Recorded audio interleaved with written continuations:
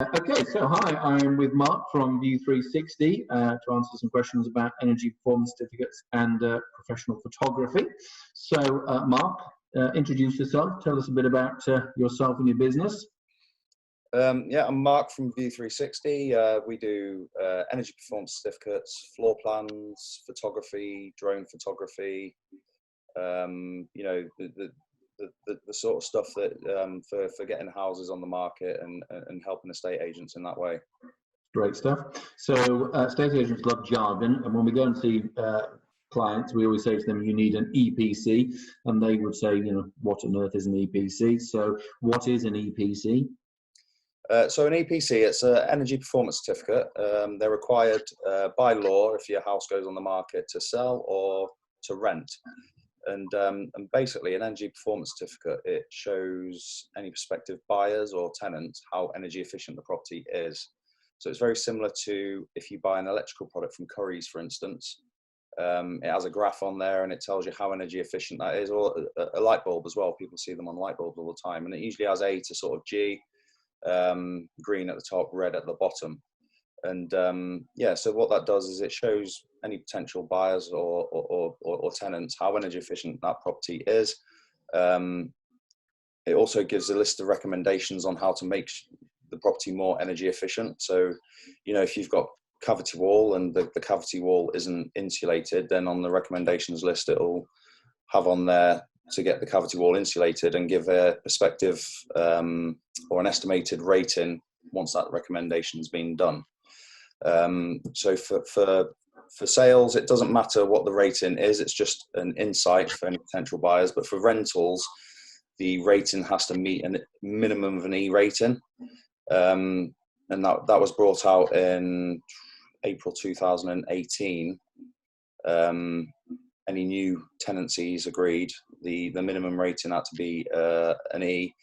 But then any current tenancies that ran up to the 1st of April 2020, it's as of the 1st of April 2020, the new, you know, any current tenancies, the property had to get up to an E if it wasn't already done so.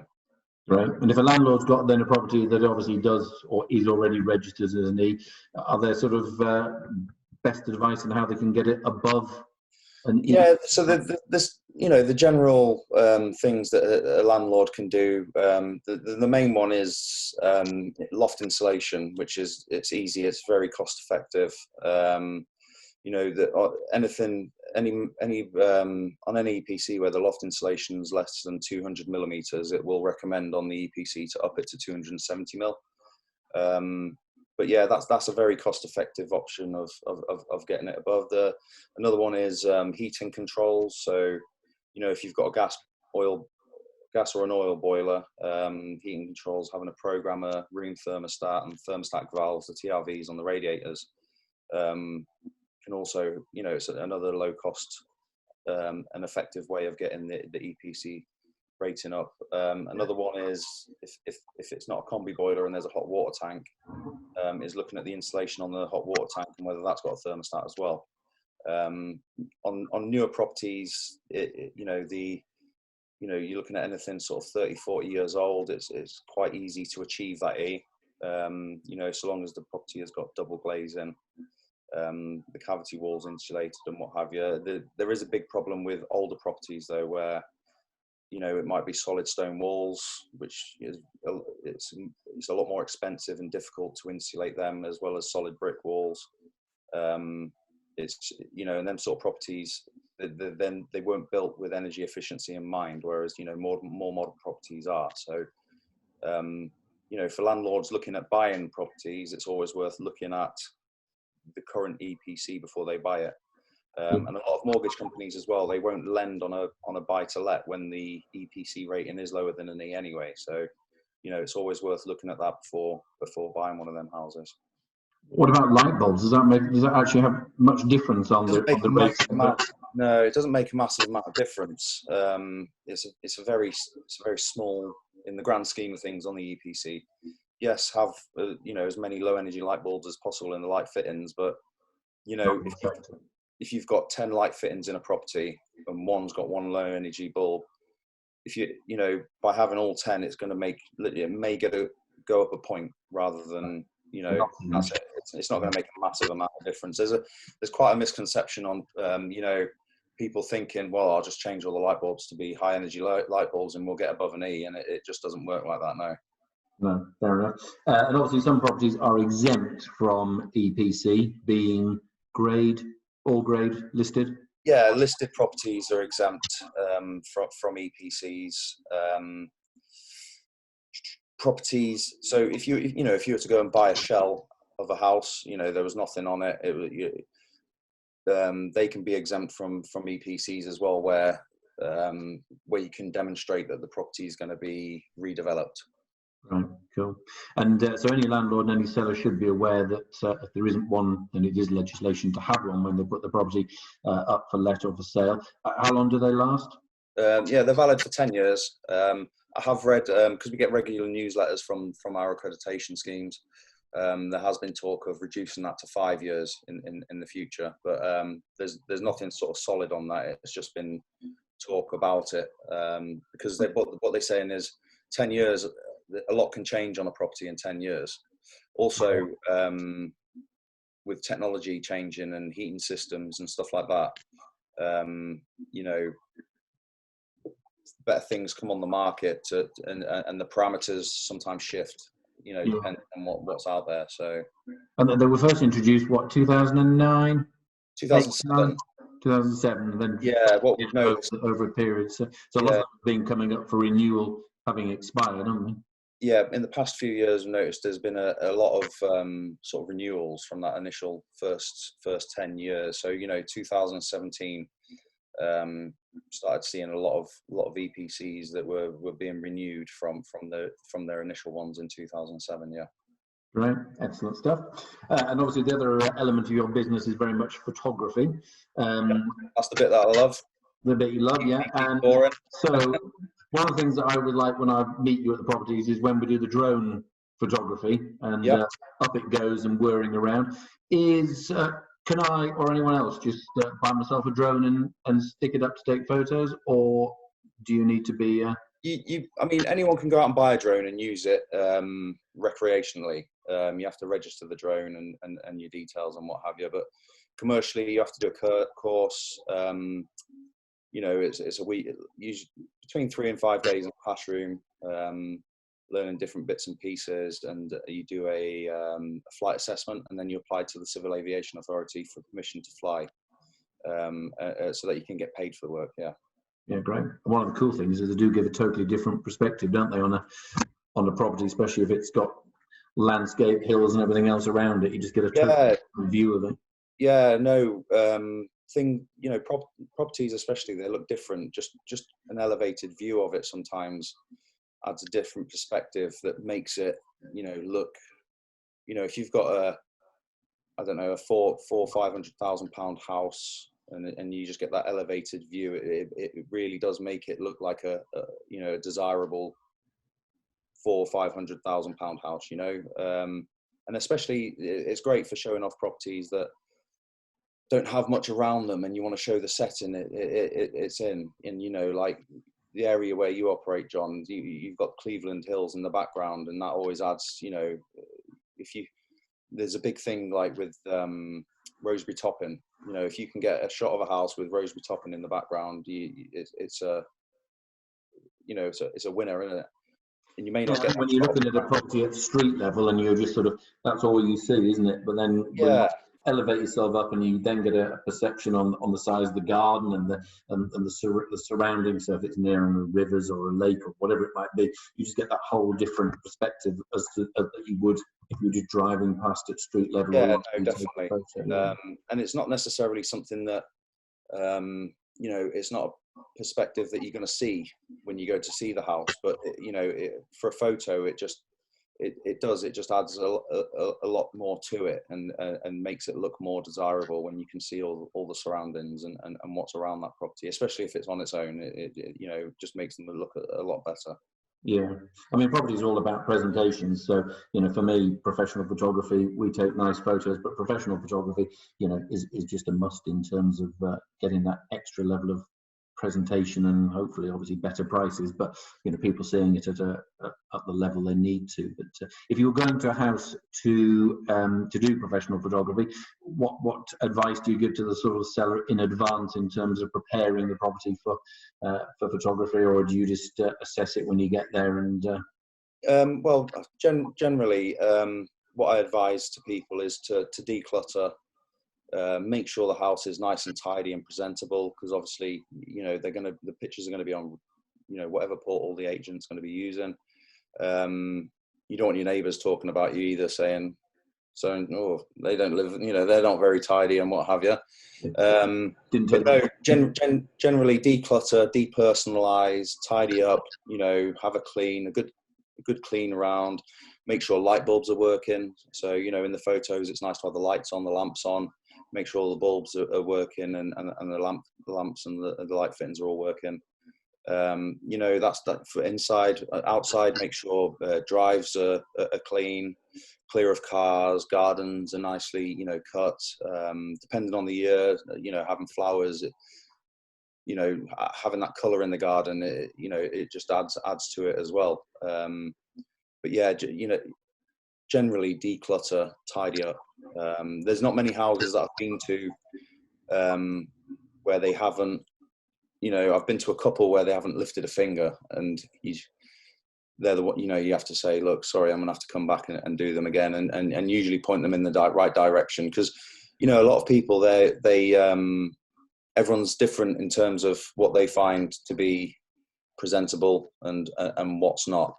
And you know, some people, they do lack storage and what have you, and it's difficult to sort of declutter and what have you. But yeah, there is a lot of little things that you can do. Just, you know, you usually find if I go to a house and I'm doing photos and an EPC and a floor plan, you find where all the clutter is when you go to do the EPC, because you know, the cupboards are full. You know, you might go in the area cupboard to look at the hot water tank, and you open the door and everything falls out. But no, you know, it shows that they have taken the advice on board, and they've gone ahead and done it. Showers and bathrooms, you know, all them shampoos. Yeah, I would just get rid of them, put them in a box. Bottles. Yeah, get rid of them all. Do you think it's the most photographable room in a house? What is the most photographable room? I find kitchens you know, I always say kitchens and bathrooms, you want them to be as decluttered as possible, because they're the rooms, when people buy a house, you know, the living room, the bedrooms, pretty much the fixtures and fittings are going to be gone, and the people are going to be buying a square room generally. Kitchens and bathrooms, the fixtures and fittings generally, you know, I'd probably say 99 times out of 100 that they're going to stay there. So you want to show them off, and you don't want, you know, you don't want cups and stuff being left out so that it distracts viewers from looking at the kitchen cabinets, for instance, or the bathroom. You don't want them looking at what brand of shower gel you're using, and that takes them away then from the fixtures and fittings in the bathroom. Yeah. So yeah, them two rooms, I'd say that they're probably the most important, because yeah, getting. Yeah, the two rooms that probably do sell houses, and also I guess the two rooms that potentially do have the most clutter in most of our lives. So yeah. So yeah, but no, you know, it's always nice to go to you know, to houses that are a bit out of the ordinary as well. Was it the Wesleyan church that I did? Chapel, yeah. You know, that was an amazing place. That you could see the guy had renovated it, and he'd done a really good job, and you know, they're the sort of houses I like going to. I do a lot of work in Darlington, and you go to these Victorian houses, and it's just a terror. You know, you'll go to in the West End of Darlington, you just don't know what you're going to go into.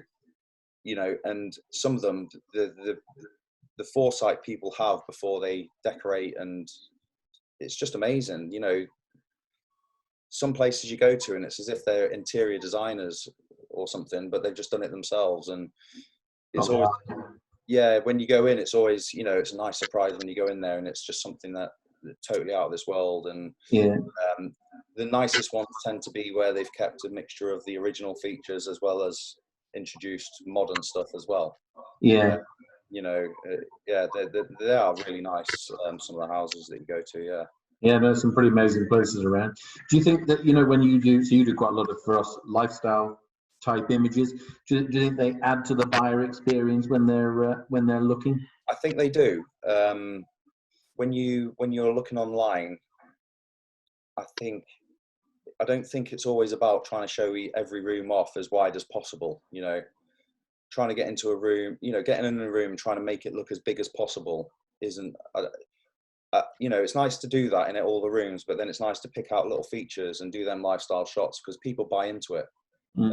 You know, they see them and it just tugs at the heartstrings. That's what they want.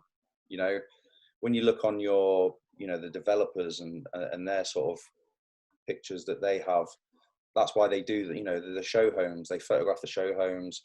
They get them all. They spend thousands and thousands of pounds making these show homes look, you know, like something out of this world, because people go in there and although they're not buying the show home, they're buying just a new build house. It's the show home that sells it, yeah. And it's like that's what they want. They want that look. They want that, you know, they want that show home in their house. Although they're buying a house that's just 4 walls, they want it, and that's what appeals to people.